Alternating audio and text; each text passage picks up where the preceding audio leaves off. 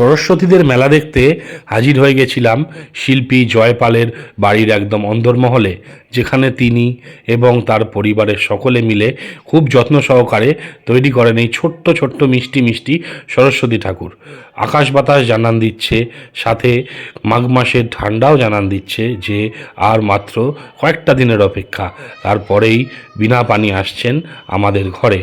অর্থাৎ মা সরস্বতী পুজোর আর মাত্র বাকি কটা দিন, তার আগেই পাড়ি দিয়েছিলাম তারই কেমন প্রস্তুতি চলছে আগমনের সেটা দেখার জন্য।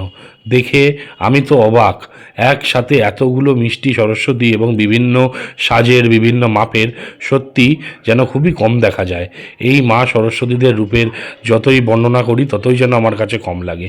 কি সুন্দর সব সেজে সেজে বসে আছেন, দেখুন তো আপনারা, কি ভালো লাগছে দেখতে। শিল্পী কত পরম যত্নে পরম ভালোবাসায় মাদের তৈরি করছেন।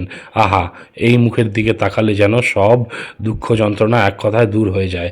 শিল্পীরা এখন মহাব্যস্ত তাদের এই কাজে, আর সেই কাজেরই একটুখানি সময় আমি সামিল হতে পেরে সত্যি আমার খুব ভালো লাগছে। বিভিন্ন মাপের বিভিন্ন সুন্দর সুন্দর এই সরস্বতী ঠাকুর দেখে নিজেকে যেমন কেমন একটা খুশি খুশি লাগছিল আমি যদিও এই মূর্তি তৈরিতে একদমই পারদর্শী নই, পারি না বললেই চলে, তবুও এদের সঙ্গে থেকে ভিডিও করার পর কিছু কিছু এদের সাথে কাজে সাহায্য করতে পেরে আমিও খুব খুশি হয়েছি। আসলে আমরা যে কাজটাই করি না কেন, সেই কাজের মধ্যে নিজেকে যদি সম্পূর্ণভাবে ডুবিয়ে ফেলতে না পারি, তাহলে তো সেই কাজটা সম্পূর্ণভাবে করা হয় না।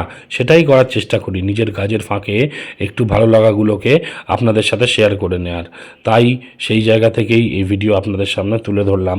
দেখুন কত ভালোবাসায়, হাসি আড্ডা গল্পতে তারা প্রতিমা তৈরি করছেন। বড় সুন্দর সময় কেটেছিল সেইটা। এত সুন্দর সুন্দর ঠাকুর দেখে সত্যিই খুব খুব ভালো লাগছিল। আর আরও ভালো লাগছে সেই মুহূর্তগুলো আপনাদের সামনে তুলে ধরতে পেরে, কারণ ভালোবাসা আনন্দ এগুলোকে যতই ভাগ করে নেওয়া যায় ততই কিন্তু এর আনন্দটা বেড়ে যায়। সেই কাজটাই করছি একটু হলেও। তাহলে সবাই খুব ভালো